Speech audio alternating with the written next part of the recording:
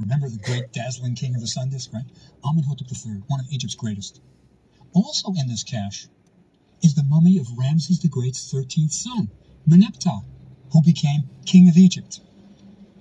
Now, remember, I'm telling you this story to explain how a king in Tanis gets the lid of Merneptah. What I think happens is the following. When the high priests are doing these inventories of the Valley of the Kings, of course, they discover the tombs have been plundered. What do? They're moving the mummies to safe places. One place is that Deir al-Bahari cache high in the cliff. Another is the tomb of Amenhotep II. They're going to put them all, so to speak, they're going to put all their eggs in one basket. Put all the royal pharaohs in this side chamber, brick it up, and hope you can protect that one. And it worked. They stayed protected.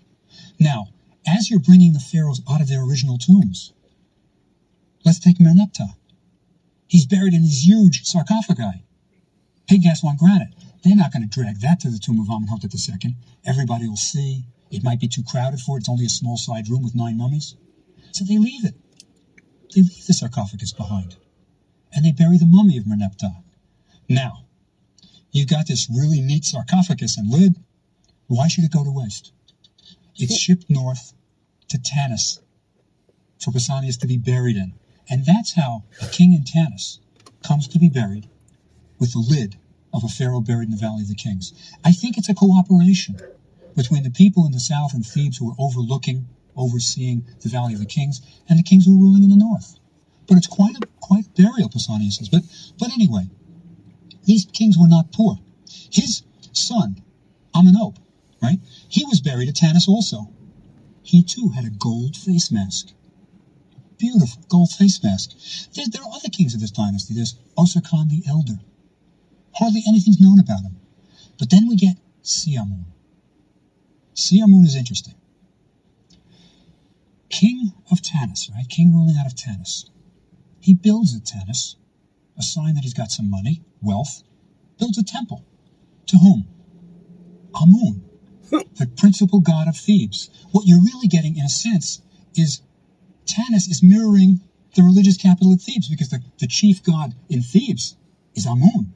And he's building a temple to Amun at Tanis. There seems to be a kind of almost mirror image of what's going on here. Now, there's an interesting connection here with the Bible. Because during Siamun's reign... Hello. Welcome back. As you heard, he was picking up where he left off, talking about Tanis and these new kings. Never heard of them, don't know nothing about them. But evidently there was evidence that they did exist. He's just about to get into the relation, the commonality of ancient Egypt and the Bible. And that happens a lot throughout the series. A lot of people speculated that the Bible was not real, that the characters in the Bible were not real. I was listening to a YouTube video because I was doing something else at the time, so I couldn't actually watch the whole video, but I was listening to it. I can't remember the gentleman's name, but he was saying that there's more than one way to see if something is real or not. And it made me remember an earlier chapter in the audiobook where Professor Breyer also talks about how to discern whether something is true or not. If it's factual, is there evidence that it actually took place? And what Professor Breyer was saying was that some of the stories in the Bible actually happened. And it's verified by the stories depicted on the walls, wrote on tablets by the ancient Egyptians. The Exodus did actually happen.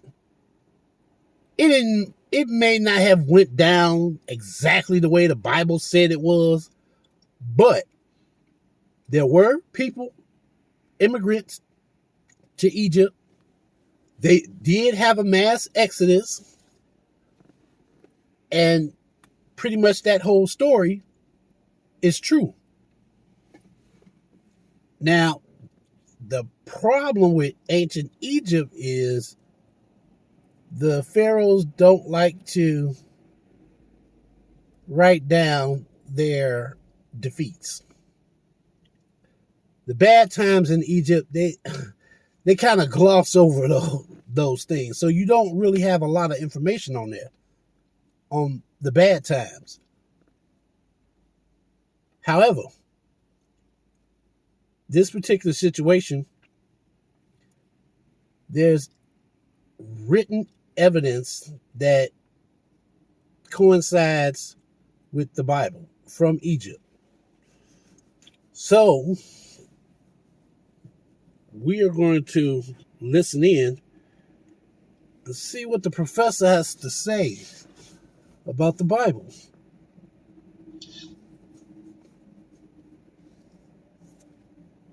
We have a funny phenomenon. Now remember, this is the period when David is fighting with the Philistines and he unites the tribes of Israel. This is a period when we start to get princesses of Egypt marrying out. Now let me explain what I mean by marrying out. Remember in the good old days of Ramses the Great when things were really good? Well, Ramses married two Hittite two princesses, right? He marries two of them. And this is a sign that the Hittite king wants to really be on the good side of Ramses. He's sending a beautiful daughter or two, and Ramses marries a daughter. Well, for the first time, unheard of, we are getting kings of Egypt sending their daughters out. They are marrying foreigners, right? For example, in the Bible, we have in Kings 1, we got a story. If you remember, Hadad was an Edomite who flees to Egypt. And he becomes in with the Pharaoh, right? He's one with the Pharaoh. And what we're told is, Hadad became a great favorite of Pharaoh. This is from the Bible. Hadad became a great favorite of Pharaoh, who gave him his own wife's sister in marriage, the sister of the great lady. Now, great lady, of course, is the translation of, in Egyptian, it's Hemet Weret, the great wife. The great wife. So actually, his queen's sister is given to an Edomite to marry. This is a big deal, because she is eventually going to leave the country with her husband. And to send an Egyptian out of the country was not an easy thing to do. David's son Solomon, he marries an Egyptian princess. So what we have here is a kind of almost reversal of power. It's like, everybody wants to have a favorable trade balance. This is a reversal. We're getting Egypt's princesses going out of Egypt, whereas in the old days you got the foreign ones coming in for the king of Egypt to marry. Now, the dynasty ends with Pausanias II, who, a minor king again, a minor king. And what we've had are two dynasties, I think, peacefully coexisting. They exchange family members. They send granite sarcophagus lids north for one. It's not the warring Hatfields and McCoys that a lot of people think. But there's an interesting sidebar to what remember the high priests of Amun in the south? There's an interesting sidebar to one thing they did. And I want to tell you, because it's just a wonderful story. When they gathered together the bodies in the tomb of Amenhotep II, and remember Victor Lorette, when he was in there, saw three bodies, an old lady, a prince with the sidelock of youth, and a young woman. Well, they're unidentified. They've been robbed. Any jewelry is taken off. Unidentified. Everybody thought they would remain unidentified forever. Maybe not. When these priests preserve these bodies, they may have really been preserving the grandmother of Tutankhamun. And let me tell you why I say that. The older woman, who became known as the Elder Lady around the Egyptian Museum in Cairo, because she was the old lady, but nobody knew who she was. She was called the Elder Lady. She had one arm, her left arm placed across her chest. That is a sign of royalty, usually royalty. And during the 18th dynasty also, it's a sign of royalty. An Egyptologist looked at this and said, you know, this woman's probably royal. That makes sense. It's a royal tomb. You have all these mummies of kings around. And the question then became, who's missing? Which royal lady, elder lady, would be missing? Now remember, in this tomb was Merneptah, we know that, but also Amenhotep III. And his wife, Queen Ty, she's missing. Now, is it possible that this woman is really Queen Ty, who, if you'll remember, would be the grandmother of Tutankhamun? She is the mother of Akhenaten, who is probably the father of Tutankhamun. Is there any way we can prove that the elder lady is Queen Ty? Well, the answer is probably. In Tutankhamun's tomb was a small coffinette, and it had on it the name of his grandmother, Queen Ty. In the coffinette was a little gold statue, but also a lock of hair of Queen Ty, a keepsake of Grandma, right? Because he could keep that. He couldn't talk about his father, the heretic pharaoh, but he could keep Grandma's hair. So there's a lock of Queen Ty's hair. Now, hair is very much like fingerprints. It's unique. In a sense, based on the principle you are what you eat, the chemistry of everybody's hair is different. And it can be analyzed, and we can match hair samples. Huh. Okay. Anybody want taking bets? Anybody want to guess as to whether or not this is Queen Ty, the grandmother of Tutankhamun, the mother of the heretic pharaoh? Which, by the way, amazes me because the heretic pharaoh was one of the earliest figures to believe in one God. Modern day society, everybody religious believes in one God. Now the debate is, well, whose God is the one true God? But there's only one true God. Interesting. So they're going to use DNA to see if this lock of hair belongs to this mummy. I know DNA can go back pretty far, but man, you're talking about thousands and thousands of years. You're not tying it to a place. You're trying to tie it to a specific person. I took a DNA test once, and it gave me different regions where my blood type, where my DNA type had traveled to. And for a short period of time, my people traveled to Europe. Or either they were influenced by Europeans. Most descendants of slaves are. But according to this particular DNA test I took, it was able to give me specific families of people that had similar strands of DNA. Like, for instance, one family, there's a famous mathematician. I can't think of his name right now. But in order to relay the message they were trying to convey, that, we can analyze your DNA and go back centuries to different people. You are from this family on your father's side, or this region on your father's side. famous people that came from this particular strand of DNA in your family would include, and then it goes on to name those famous people. Not that I was directly related to those famous people, but at some point in history, I had a DNA bond with somebody related to that bloodline, related to that person. Like, I think there was another person too, in Europe.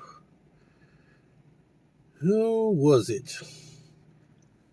I can't think of the names right now.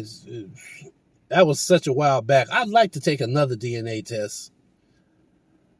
Probably not 23andMe, the other one for the Black ancestry. I'd love to take one of those. But enough about me. Let's get back to the story. It's starting to get interesting. So he's talking about the Bible and the relationship between the stories in the Bible and what actually happened in Egypt. And evidently,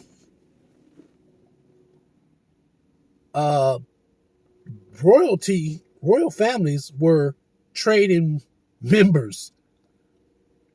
Just like with any other royal family, this royal family wants to get permission to rule over certain areas, or they want to strengthen their wealth. So they'll have a son or a nephew or a daughter that will marry into another royal family. I believe it was Anastasia's father was related to Queen Victoria. If I'm wrong, somebody do the research, let me know, put it in the comments. Meantime, let's get back to the story. Is it possible that the hair on the elder lady matches the hair on the lock of hair from Tutankhamun's tomb? Jim Harris, he's actually an orthodontist, not a full-scale Egyptologist, but a very good researcher. Jim Harris did a lot of x-raying of the pharaohs. His specialty was x-raying pharaohs. But he also wondered the same thing I'm suggesting, that the hair might match. And he got permission from the Egyptian government, to take one hair from the elder lady, one hair from the lock from Tutankhamun's tomb, and compare. His conclusion was that the hair matched. That spectroanalysis showed that indeed it seems as if this hair matched. So because of these priest kings of the 21st dynasty and their attempt to preserve the mummies of the royal families, we may have located the grandmother of Tutankhamun. But next time we'll pick up the story when Egypt becomes united. No more two kingdoms, one in the north, one in the south. We're going to get unification, but it's going to be by foreigners. I'll see you then.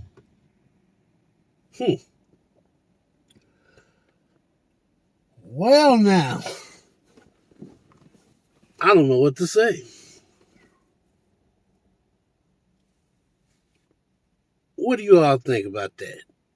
Could this really be King Tut's grandmama? And what about this thing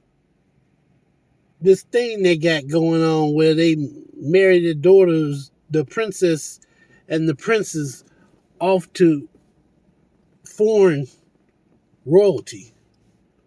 Wouldn't that kind of mix up the bloodlines? I mean, as far as DNA tests, majority of your family could come from Egypt, but then you might have relatives in Turkey. Or what do they call it?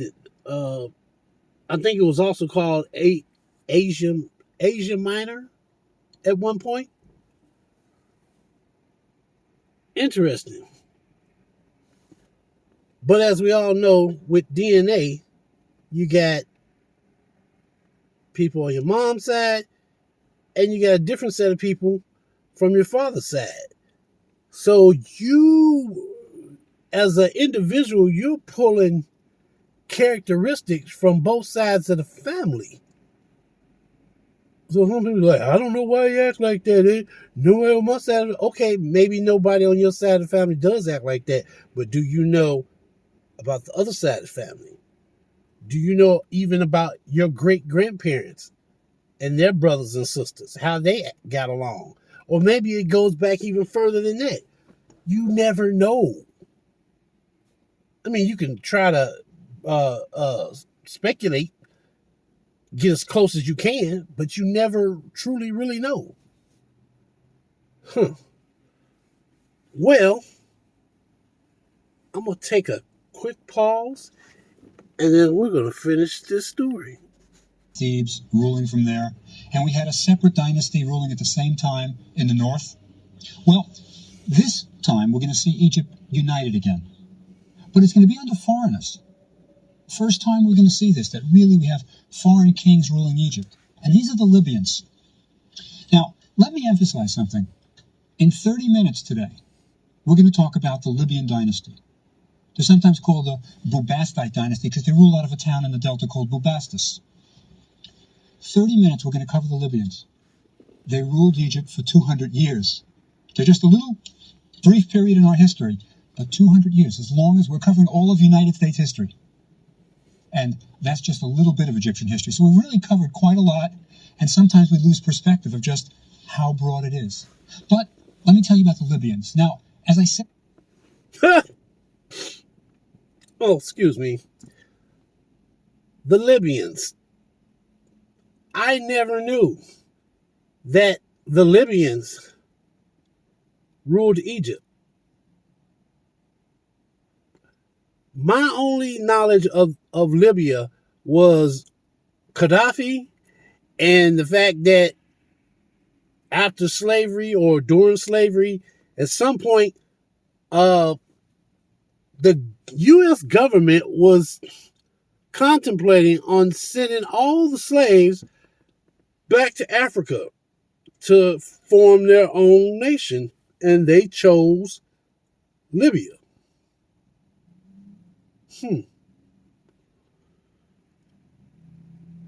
I hear a lot of people talk about going back to Africa and visiting Ghana and other regions, being in what's the other one? Nigeria. But nobody really talks about Libya. Like, I'm going to have to do some research. If anybody knows anything about Libya, leave a little something down in the comments. I really would be interested in knowing more about it. And with that being said, let's get back into it. They ruled in the Delta, Bubastis, a town in the Delta. And if you'll remember, the Delta is moist, unstable ground. Temples crumble, blocks sink under the mud. So we don't have very much about them from the Delta. It's very hard to reconstruct histories of Delta people. But let me tell you how we do it. It's a kind of detective work, putting pieces together. There are several sources for these Libyan kings. One is the Serapeum. Now, if you'll remember, the Serapeum was in Saqqara, Memphis's burial ground. And this is where the Apis bull was buried. Whenever an Apis bull, the sacred bull, died, it was buried in its own tomb. And every time one of these bulls was buried, the king would have a little stela made. And he'd say, during my reign, I buried the Apis bull. So we get lists of kings this way. If you look at all these stelae, the plural of stela, if you look at them, you can see this king buried an Apis bull, this king, and we trace the kings. Well, these Libyan kings wanted to be Egyptian, and they buried the Apis bulls. So these, one source. Another source, they built palaces in the Delta. Terribly ruined, but there are some blocks of them, and we can use those to reconstruct a little bit of their history.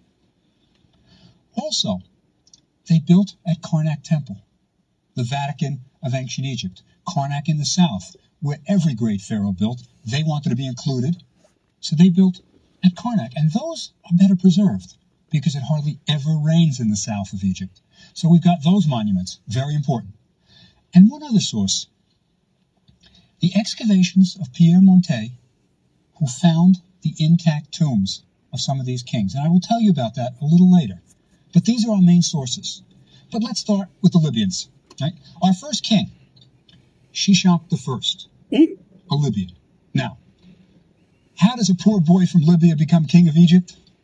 Well, he marries the right woman, like anyone else becomes king of Egypt. He has to marry the woman with the royal blood in her veins. And indeed, he marries the daughter of a king of the previous dynasty.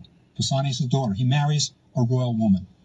But how did he get chosen to marry the royal woman? Well, the answer is he's a military man. He has a title, interesting title, the Great Chief of the Meshwesh. Great Chief of the Meshwesh. The Meshwesh were Libyan mercenaries. They were hired by the Egyptians as a kind of police force. The Libyans were a military body, and they had been hired by the Egyptians previously. So this is a military commander who simply takes over and marries the right woman, becomes king of Egypt.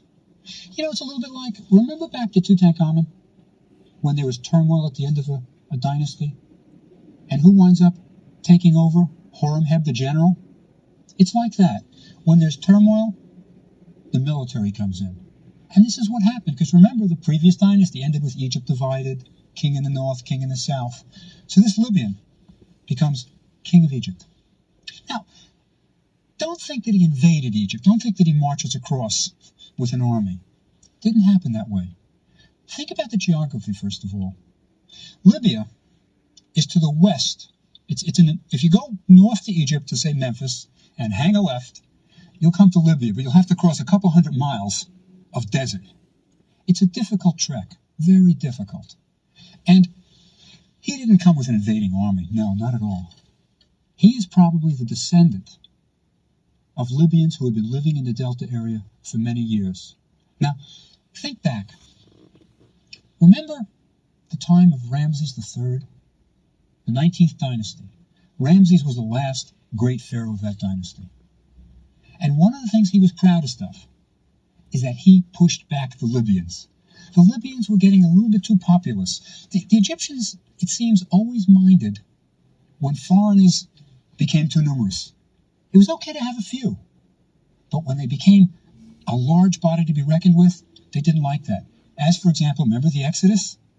The Israelites became too numerous. That's when problems start. Same with Ramses III.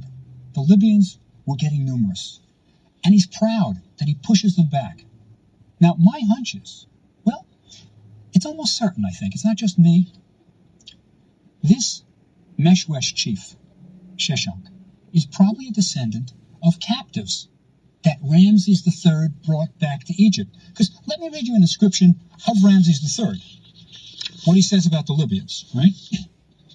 Now remember, this is generations back, right? Generations. Ramses III is speaking. He's talking about the Libyans. He said, they had reached the bank of the great river from one end to the other. They had taken possession of the cities in that region, right? But I destroyed them. I massacred all of them together. I forced them to go back across the frontiers of Egypt. He's pushing them out. But here comes our man Sheshonq, at least his ancestors. I brought back the rest of some great booty, spurring them on, gathering them like fowl before my horses. Their women and children by the thousand, their cattle by the millions. I enlisted their princes in my fortresses. So he's using the Libyans in his forts, right? I gave them chief archers and tribal chiefs. I made them into slaves marked with my name. He branded them. Their women and children likewise. I presented their flocks at the temple of Amun. So Ramses may have indeed pushed these Libyan back, but he comes back with loads of captives. That's interesting that the professor used the term slaves. So even back in Egypt, in ancient Egypt, there were slaves, prisoners. He fought them, he won, he took the people that were prisoners and enslaved them. Slave labor. And that reminds me of the Woman King. There's so much being said about that movie, and most of it is not good. Not good at all. But what he didn't say was that they got sold to foreigners outside of Africa. I dare to say that after a while, after some time, he probably trained them, the young ones, to fight in the Egyptian army. And if nothing else, they probably were farmers. Everybody got to eat. Well, we will end this session here. Thank you for coming out. Thank you for listening with me. Let's continue the conversation in the comments below. And I will talk to you later.